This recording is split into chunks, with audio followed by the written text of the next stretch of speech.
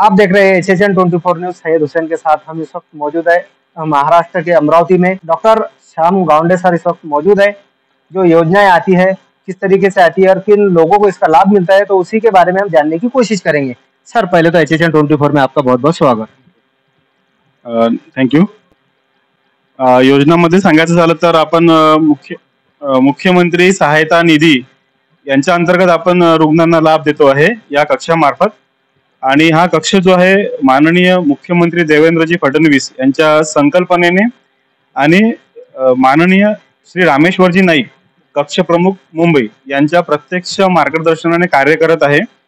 आणि आमच्या कक्षाचा उद्देश हा आहे की इथे मॅक्झिमम म्हणजे जास्तीत जास्त रुग्णांना याचा लाभ मिळाला पाहिजे। आणि फक्त मुख्यमंत्री सहायता निधीच नाही तर राज्य शासन आणि केंद्र शासन यांच्या जेवढ्याही आरोग्य संबंधित योजना असतील त्यांचा समन्वय करून रुग्ण कुठं आणि कुठल्या योजनेत आपण त्यांना लाभ देऊ शकतो अशा प्रकारे त्यांना लाभ देऊन, आणि त्याचबरोबर जर कुठं लाभ बसण्या अडचणी जात असेल त्यावेळेस आपण मुख्यमंत्री सहायता निधीचा आपण मार्ग त्यांना लाभ उपलब्ध करून देतो। आपल्याकडे विविध संस्था ज्या रुग्णसेवेसाठी काम करत असतात त्यांचं मंत्री सहायता निधी कक्षासोबत जिल्हाधिकारी कार्यालय अमरावती येथे यांच्या मार्फत विविध शासकीय योजनांचा ते प्रचार करतात आणि विविध योजनेमध्ये लाभ ते रुग्णांना देतात। अशा कंडिशन मध्ये ते आपल्याकडे येऊन त्यांनी आतापर्यंत 3 रुग्णांना मुख्यमंत्री सहायता निधीचा लाभ मिळवण्यासाठी रुग्णांना माहिती दिली आणि त्यांच्या नातेवाईकांना ते कक्षापर्यंत घेऊन आले आणि त्यांचा लाभ मिळेपर्यंत त्यांचा त्यांनी पूर्ण फॉलोअप घेतला आणि अतिशय समर्पकपणे कार्य करतात। याच्यामध्ये खूप सुंदर प्रश्न आहे। याच्यामध्ये आतापर्यंत आपण काही 21 आजार आहेत जे आपण याच्यामध्ये आतापर्यंत घेतो आणि हा जो लाभ आहे हा फक्त नोंदणीकृत रुग्णालयामध्येच मिळतो। हे एक महत्त्वाची गोष्ट रुग्णांना माहित असणं आवश्यक आहे। आणि प्रत्येक आजारासाठी याचा निधी फिक्स केलेला आहे। जसं की कॅन्सर रुग्णांसाठी 1 लाखापर्यंत, कारण की हा रिलीफ फंड आहे, म्हणजे एक मदत, एका प्रकारची मदत आहे। जसं डायलिसिस केमोथेरपीसाठी 50,000पर्यंत, तसेच जर कुठला ट्रान्सप्लांट असेल, bone marrow transplant, kidney transplant, cochlear implant, अशा प्रकारासाठी आपण 2 लाखापर्यंत निधी देतो।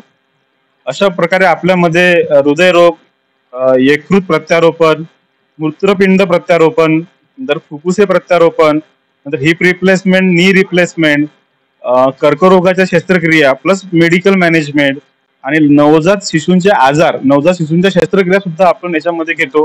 मेंदूचे आजार, हृदयरोगांचे आजार, डायलिसिस सुद्धा याच्यामध्ये आहे। जळीत रुग्णांना सुद्धा आपण लाभ देतो। नोंदणीकृत सर्व रुग्णालय, इव्हन खासगी रुग्णालय सुद्धा नोंदणीकृत आहेत। आपल्या अमरावतीमध्ये आता 66 रुग्णालय नोंदणीकृत आहेत। त्याची यादी आपण आपल्या पोर्टलवर दिलेली आहे, ती सर्वजण बघू शकतात। आणि त्याच्यामध्ये सर्व खासगी रुग्णालयच आहेत आणि शासकीय रुग्णालय सुद्धा याच्यामध्ये नोंदणीकृत होतात। बघा, नोंदणीकृत रुग्णालयाची माहिती आपल्या साईटवरून आपल्याला मिळून जाणार किंवा आमच्या कक्षासोबत संपर्क जरी साधला तर आम्ही नोंदणीकृत रुग्णालयाची माहिती देऊन देऊ। तर नोंदणीकृत रुग्णालयामध्ये विहित नमुन्यामधील अर्ज, विहित नमुन्याचा जो अर्ज आहे तो आमच्या कक्षामार्फत आम्ही त्यांना पोहोचून देऊ। त्या विहित नमुन्यासोबतच रुग्ण भरती झाल्यानंतर जिओ टॅग फोटो लागतो रुग्णाचा, त्याचबरोबर त्या रुग्णालयाचं कोटेशन ज्याच्यावर सिव्हिल सर्जन यांची स्वाक्षरी लागते, तसेच उत्पन्नाचा दाखला जो तहसीलदारचा असावा आणि 1,60,000 उत्पन्नाच्या आत असावा। रुग्णाचे आधार कार्ड असावे, रुग्णाचे रेशन कार्ड असावे। रुग्ण जर छोटा बाळ असेल तर त्या रुग्णाच्या, नवजात असेल तर त्याच्या आईचं आधार कार्ड आपण जोडतो। आणि जर याच्यामध्ये ऍक्सिडेंट झालेली केस असेल तर अशा परिस्थितीमध्ये आपल्याला FIR ची कॉपी, जर FIR ची कॉपी नसेल तर MLC चालत नाही, तर अशा परिस्थितीमध्ये स्टेशन डायरीची नोंद द्यावी लागते असावा आणि 1,60,000 उत्पन्नाच्या आत असावा। रुग्णाचे आधार कार्ड असावे, रुग्णाचे रेशन कार्ड असावे। रुग्ण जर छोटा बाळ असेल तर त्या रुग्णाच्या, नवजात असेल तर त्याच्या आईचं आधार कार्ड आपण जोडतो।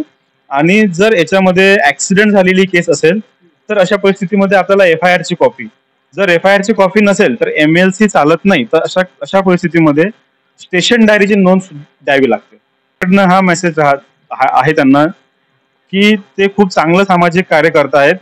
शासकीय योजना समाजातील शेवटच्या घटकांपर्यंत पोहोचवण्यासाठी सरकारसोबतच समाजसेवी संस्था कार्यरत असतात आणि ते खूप चांगल्या प्रकारे शासकीय योजनांची माहिती समाजाच्या घटकापर्यंत देत आहेत।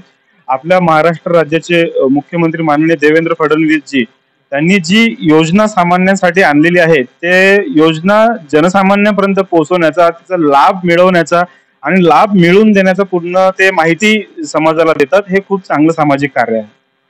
अजून तुमच्यापर्यंत किती संस्था जोडलेल्या आहेत तुमच्यासोबत? आमच्याशी जवळपास बऱ्याचशा संस्था जोडलेल्या आहेत. जोडल्या म्हणजे त्या आमच्याशी येऊन सोबत समाजकार्य करतात. भरपूर अमरावतीतल्या संस्था आहेत.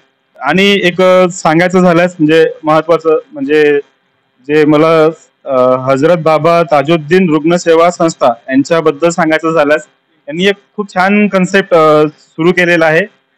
त्यांच्या म्हणण्यानुसार जे शासन लोकांना लाभ देतो, शासन लोकांचं असतं. आपल्याला शासनाने लाभ दिला तर आपल्याला रुग्णसेवा, आपण जेव्हा रुग्णाला लाभ देतो, शासन लाभ देते, समाजसेवी संस्था रुग्णांना लाभ देतात. म्हणून रुग्णांचं सुद्धा एक किंवा नातेवाईकांचं सुद्धा एक कर्तव्य बनतं की त्यांनी सुद्धा समाजासाठी कार्य करावं. त्याच्यामध्ये आर्थिक नाही, पण समाजामध्ये योजनेची माहिती देणे किंवा मग एखाद्या गरजू व्यक्तीला मदत करणे. कारण की आपल्याला शासनानं, समाजानं, समाजसेवी संस्थेनं मदत केलेली असते.